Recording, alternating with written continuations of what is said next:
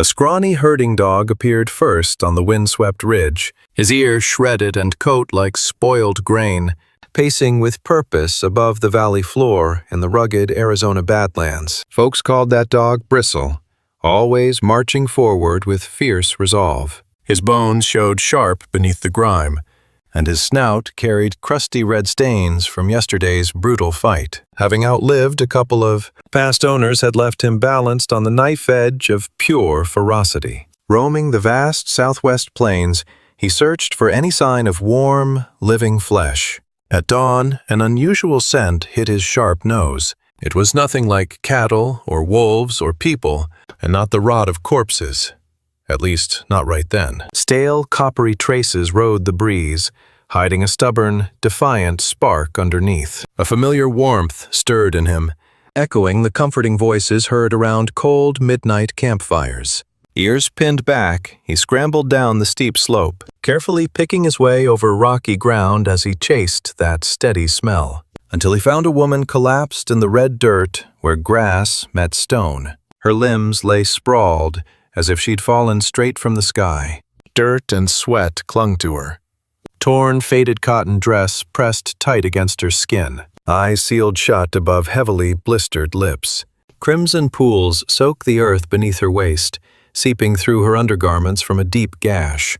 Clinging barely to the edge of life, the sight made Bristle, once a livestock guardian and thief chaser, lower his head and let out one pitiful whine. He nudged her collarbone gently, a deep rumble rolling from his throat as he circled anxiously and scratched at the dirt until a faint gasp finally escaped the barely moving stranger. She looked maybe 17 or 20, her blistered face dotted with messy dark freckles. One eyelid fluttered open, showing wide, terrified desperation. Staring blindly at the dog, she begged in a gravelly whisper for him to stay. Pleading for company, the hound stayed right there until dusk, before racing off to fetch his only surviving companion. That man was Colt March, a battle-scarred cowboy living in a rickety timber cabin.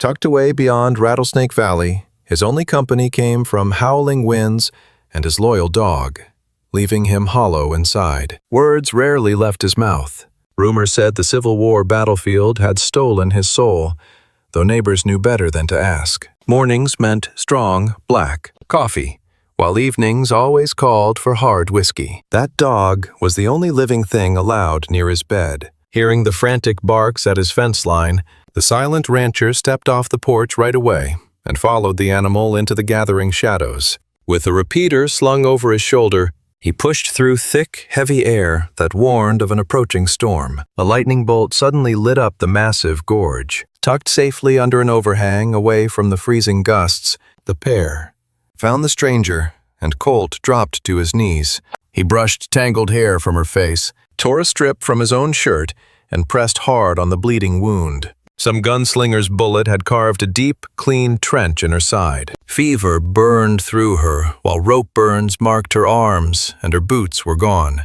A dark purple bruise shaped like a giant hand stained her jaw. Without a word, the hardened survivor lifted her fragile body as if she were shattered glass, carrying her across the dark grasslands with his faithful dog leading the way. 3 full days passed before she woke completely. Safe in a cool, shadowed back room, the rancher fed her warm broth and rainwater caught from the storm. He changed her bandages morning and night, staying completely quiet until she spoke first. Questions were rare, always gentle and raspy when she managed to talk. "Name's Myra," she whispered. Colt gave a short nod. He sat carving a piece of wood into a simple latch. His bare forearms showed faded scars and old, tattooed names. From her bed, her face stayed blank. "Were you the one who pulled me out?" "Nope," he answered. "The dog found you." Her heavy eyelids fluttered. "Figured my time was done. Came awful close." She swallowed hard. "How many days?" "Close to a full week." She nodded slowly. "What is this place?" He handed her a tin cup and grunted, "Arizona Badlands near Dust Canyon Gorge. My land." Staring into the liquid, she met his eyes. "I'll earn my keep once I'm healed. I don't owe anybody." "You don't owe a thing." Still, her steady gaze lingered. A guarded shadow lived in her eyes. Panic hadn't hit yet, only that raw, hyper-awareness from outrunning predators. Shaking fingers lifted the cup to drink. He kept silent about her ordeal for now. By sundown, gale winds hammered the boards until they cracked. The dog patrolled the porch, hackles raised. Inside, Colt oiled his rifle with care. Barefoot by the crackling fire, she clutched a thick wool blanket tight. Breaking the long silence, she murmured, "They thought the wilderness would finish me." He looked up. "Who?" A nervous pause. "3 drifters. A man named Danner and 2 others." He lowered the gun. "Why'd they let you live?" "I shot one and ran." He dropped the questions. She faced the dancing flames. "Killing him was an accident. He cornered me, said I was spoken for." His brow creased. "Spoken for?" She nodded once. "Bought and paid for, really. My pa traded me to settle a saloon debt." Danner runs the eastern ridge past Chili Blade. Folks call it a homestead, but it's a lie. It's a holding pen for young women. He stood slowly. "How long?" 3 hellish weeks that felt like forever. Heavy quiet filled the room. Outside claws scraped the door. Staring into the fire, she whispered, "I'd rather the buzzards take me than go back to that hell." He studied her weathered face for a long moment, then rumbled, "You ain't going back." A vow settled between them like iron. Gale winds howled, darkness gripped the plains, and the fire burned down to glowing coals. Outside, under the fading moonlight, the loyal dog kept perfect watch, ears tuned to every shadow, ready for trouble. At first light, the survivor was out scattering feed for the chickens. Her steps were stiff, favoring the hip where the bullet had torn through. Yet she refused any handout, arms crossed by the corral. Colt watched her quietly, his hat shading his eyes. She never noticed his steady gaze, or maybe just didn't mind. A thick, damp braid hung down her back. Bare, calloused feet pressed into the cool soil, while the dog shadowed her every move. He stayed silent as she tossed the grain, pausing only to gently stroke a lame bird. Her jaw stayed tight, eyes holding their dark secrets. Yet she worked with the ease of lifelong habit. She dug in deep. No talk of leaving. Her violent past stayed buried. She never asked about his life, his ranch, or the dangerous land beyond.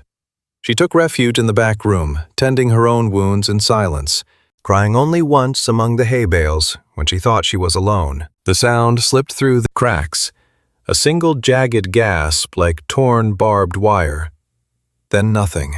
2 weeks in, she stood tall, peeling potatoes by the hearth. No flinch when Colt walked by. His voice didn't startle her, but long silences kept her on edge. If the quiet stretched, she'd always check behind her, braced for a blow.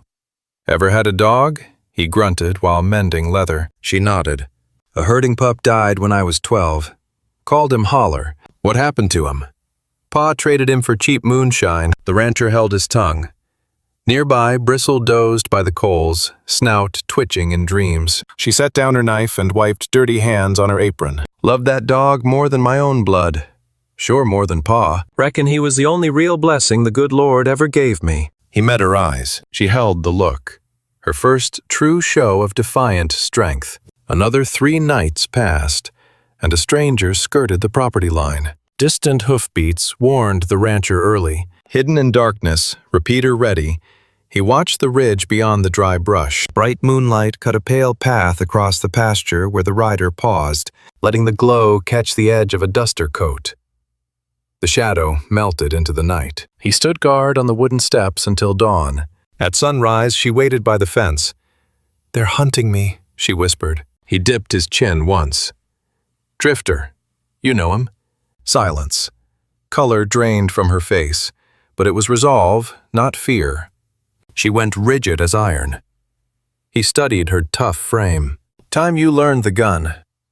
Work turned brutal. She fought the land every day like settling an old score, milking cows, breaking horses, hauling logs back into the torn prairie soil. Quick learner, she picked up every lesson fast. Pure grit covering deep, quiet pain. the kind that forges deadly skill later on. The pistol felt right in her hand, like a violent birthright. Weeks later, hitting steel at 30 yards was routine. Her gun care beat his. Her eyes constantly scanned the horizon for threats. That broken girl from the ravine was gone. In her place stood a lean, silent blade. One pitch-black night he found her by the corrals, aiming her Winchester into the empty, starless dark. "Expecting company?" he asked. "Nope, just remembering." He swallowed the question. The answer was plain. Winter slammed down hard. Frost buried the green, bringing nights cold enough to crack iron. He patched shingles high up while she chopped wood until her palms bled.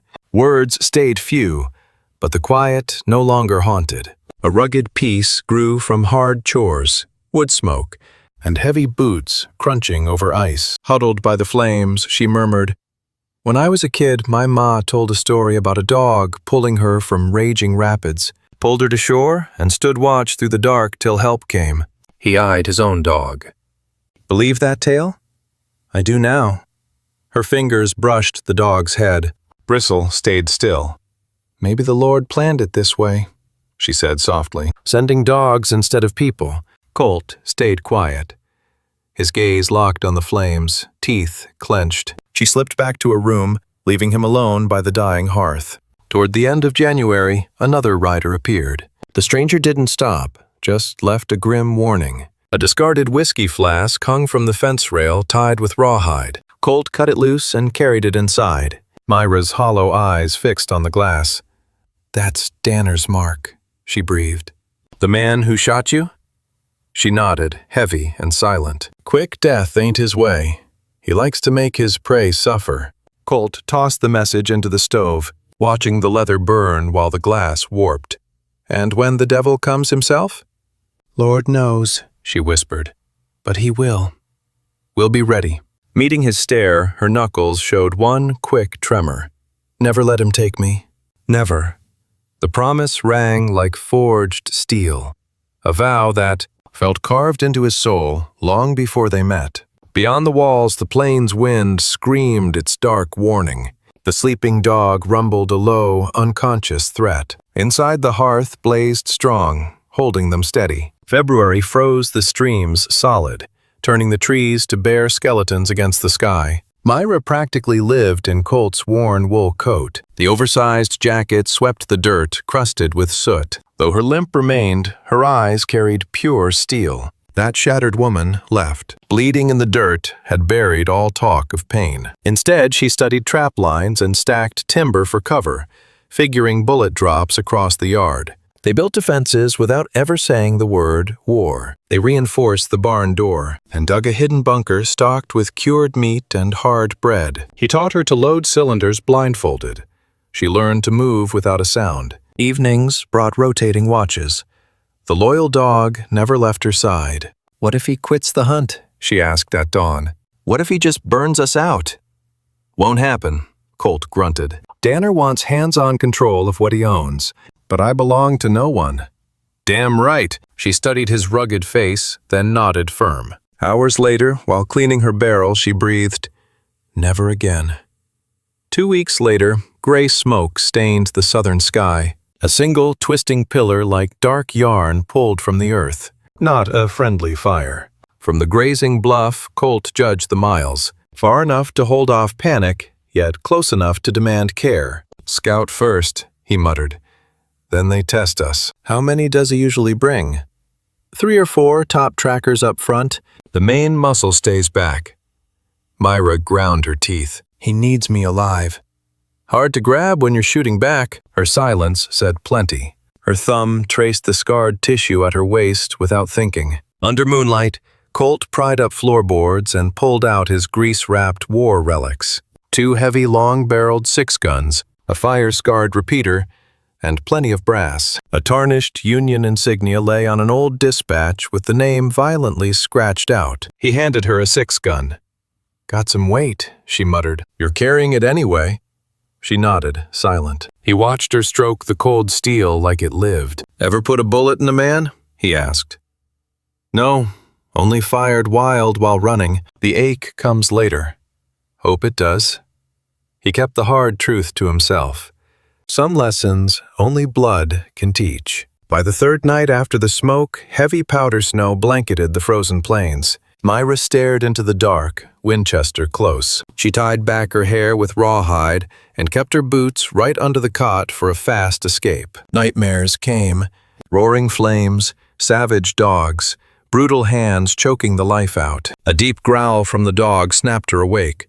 The window showed only blackness and falling ice. That dog never bluffed. She sat up fast, hands finding the rifle. Moving silent across the planks, her pulse hammered.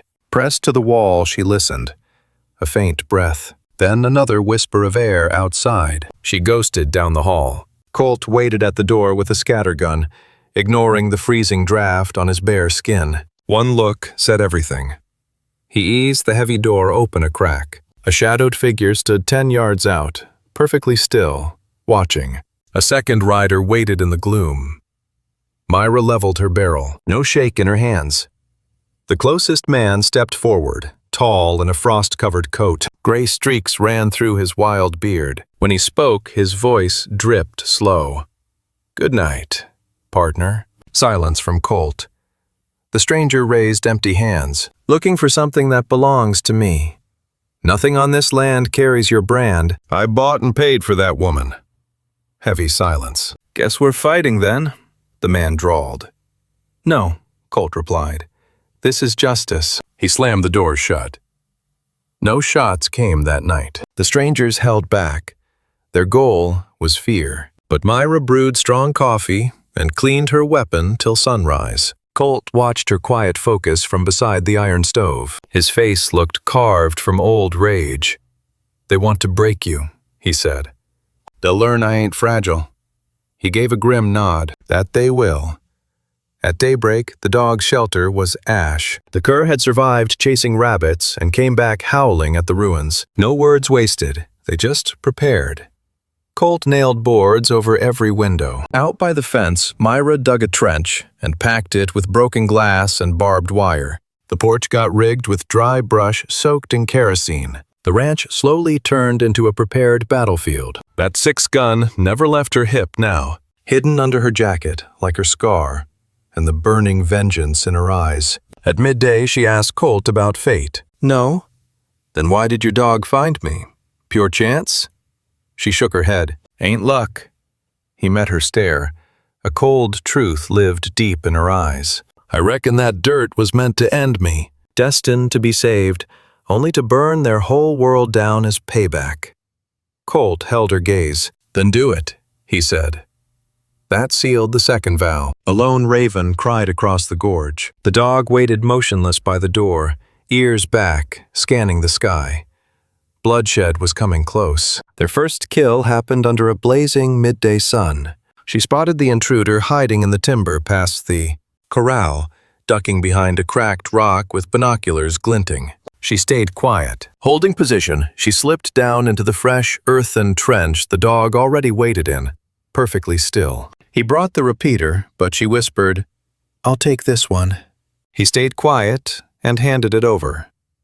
The skinny youth stepped out to scan the property, likely a scout, completely unaware. The shot cracked the timber silence like breaking bone. His body fell backward, lifeless. A raven flapped off a branch, then landed again while red stained the thick frost. She let out a long breath. "One down," he murmured. She wiped the lens. "Time for threats is over." They dragged the body to the fence and hung it upside down from it. The old water pump. A brutal warning for anyone watching. Stuffing a dirty rag in his mouth and pressing empty brass into his fist, she stood resolute beneath it. He studied her a long while before speaking. Anyone else would break from this. Staring ahead, she said, "I broke a long time ago. You're looking at what's left." By dusk, arson started. Flaming weeds burst by the shed fed by oil and dry wood. He rushed out before the smoke reached the porch, but she was faster. She threw water first, then stomped glowing embers with wet rags wrapped on her boots. Scorching heat licked the walls, but nothing caught. As the wind shifted, he saw 2 riders fleeing. "Just testing us," she said. "We end it now." The next day they rigged the whole gulch. Iron shards hammered onto sharpened stakes. Hidden trip lines ran under the frost while he set a cruel jaw trap nearby. She built a separate alarm with fencing and brass clappers under fallen branches. Any noise would echo across the valley. Sleep meant keeping a revolver tight while the dog guarded the door. The boss arrived on the 6th dawn, acting harmless. He strolled up, waving a white flag, grinning wide with 4 hired guns behind him. Half carried drawn knives. The rest kept long guns ready. Colt stood on the porch while she stayed hidden inside, aiming through a gun slit. The loyal dog crouched beside her, ready. The man removed his hat and flashed an oily smile under slicked hair. "Afternoon? You know why I'm here? You're trespassing. Let's be reasonable. We're sensible men." "Absolutely not," came the gritty reply.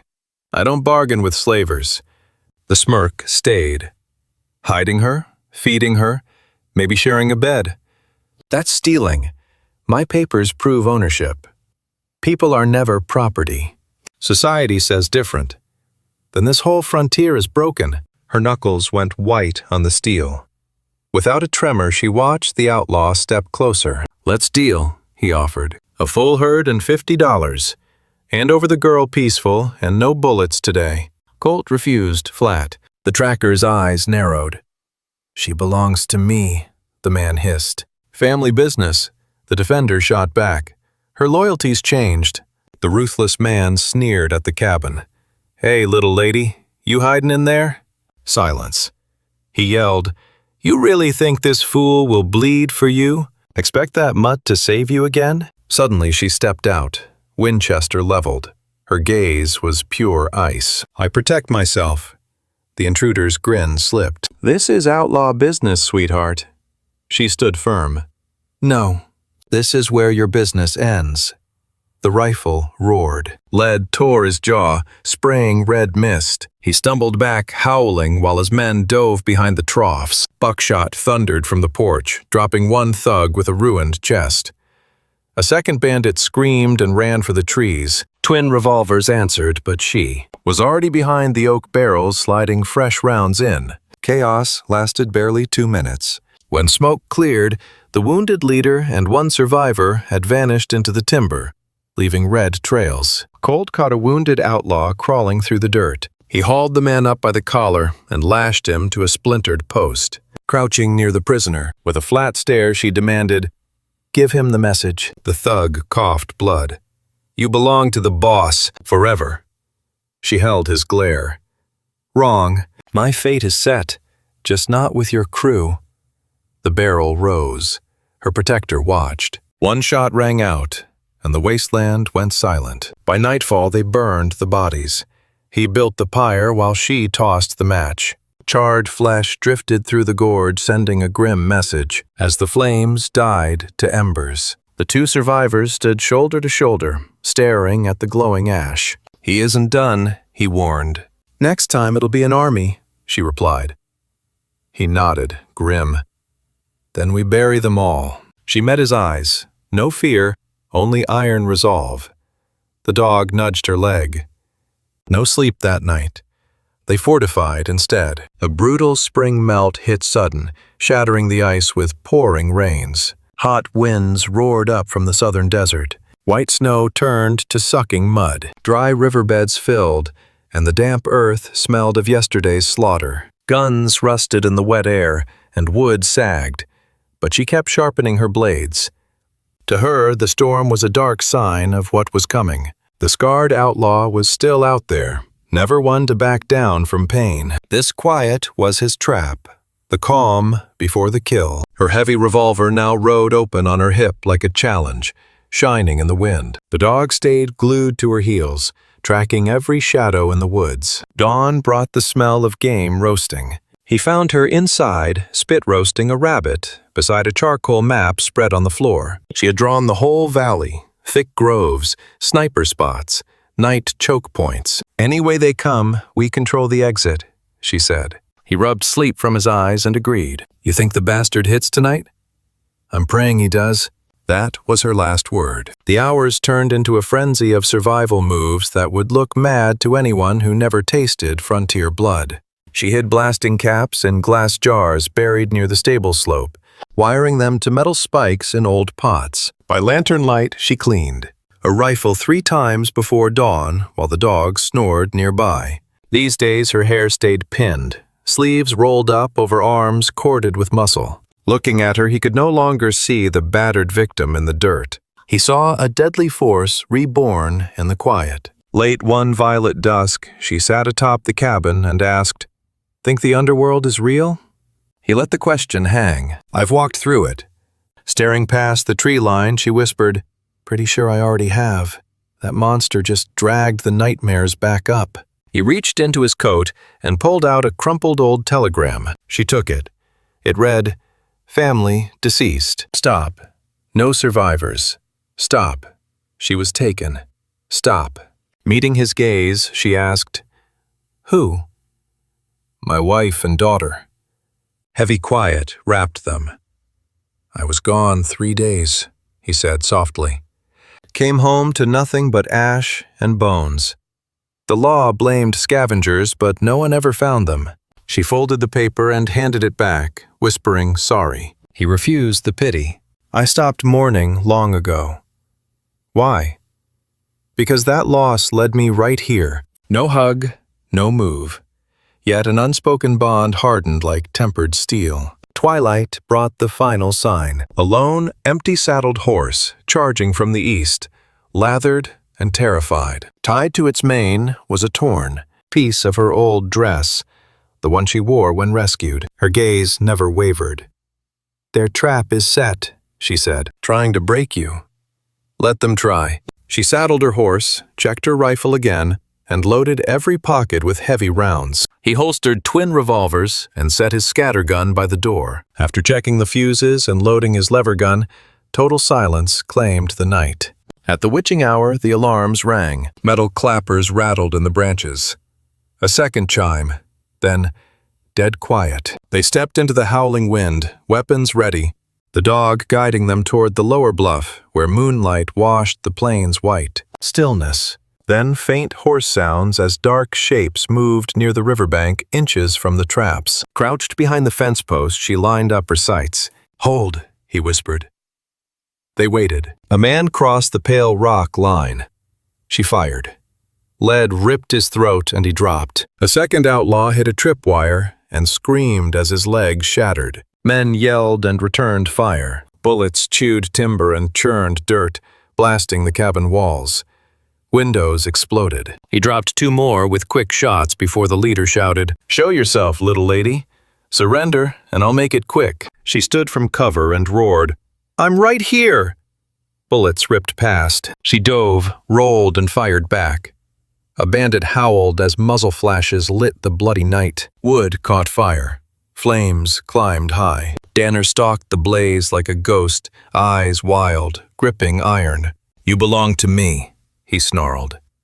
"Never," Myra answered, and squeezed the trigger. Lead hit his shoulder, spinning him as Colt stepped from the dark. "That's twice you've tried claiming another man's property," Colt growled. Danner turned too late. Colt's revolver roared twice, 1 slug to the heart, 1 shattering his jaw. He crumpled. Myra advanced, silhouetted against the flames. "No quick death for you," she whispered, as Danner laughed through bloody foam.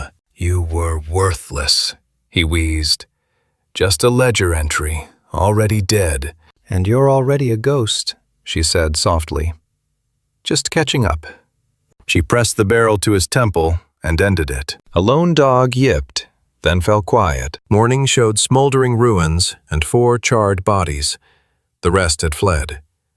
Colt draped his heavy coat over her shoulders by the embers. She gripped her gun tight, shed no tears, said no words. A hollow wind swept the plains, breathing quiet relief. Far beyond the stream and that blood-soaked ground, no one came near. No one dared.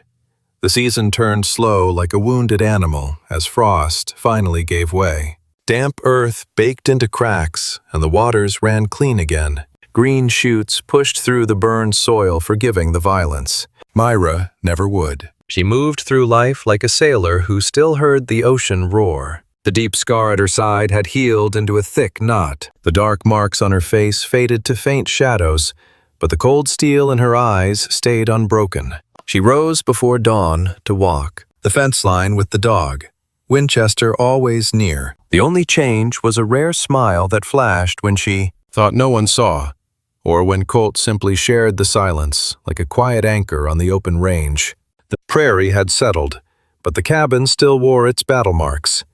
Charred timber out back and a blown window sealed with oiled paper. Bullet-chewed wood dotted the front porch like scars. They left the damage visible for a while, sharing the home with the ghosts. Some wounds needed to stay seen. Colt built her a small forge near the property edge. Nothing fancy, just a place to mend gear and hammer raw steel into shape. One sunrise, he handed her the heavy mallet in silence. She stared at it like scripture or a weapon and took it. By July, she was repairing hardware and forging spikes, palms calloused and arms strong. Her silence broke more often, though still rare. Any laugh sounded rough and short, like grinding stones before fading fast. Around twilight, she finally asked, "Think strangers might come back?"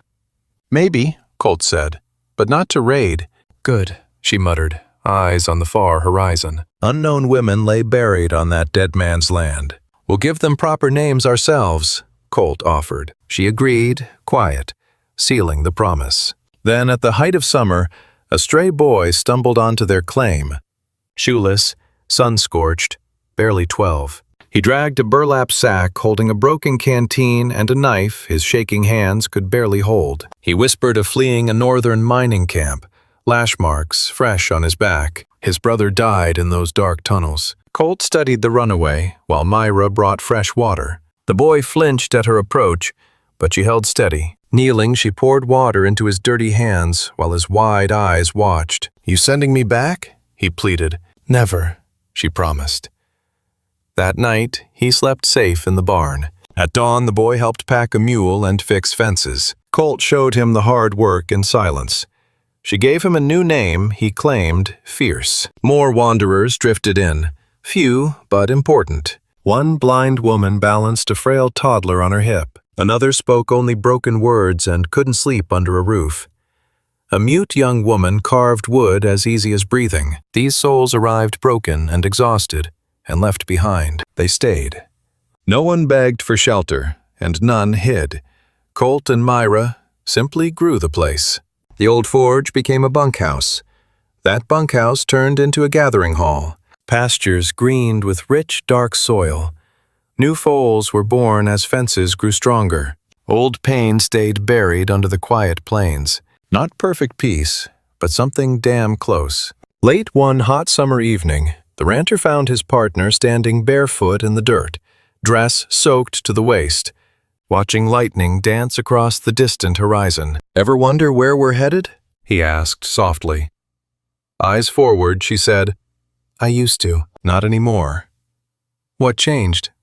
"We're already there." He stepped closer, sharing the same sky. "Remember when I said I didn't believe in destiny?" A faint smile touched her lips. "Clearly. My stubbornness blinded me," he admitted. Turning toward his voice, a lightning flash lit her face golden, while wind whipped her hair. Burdens, not years, had aged her spirit. "That dog tracked your scent on purpose," Colt said. "Never just chance."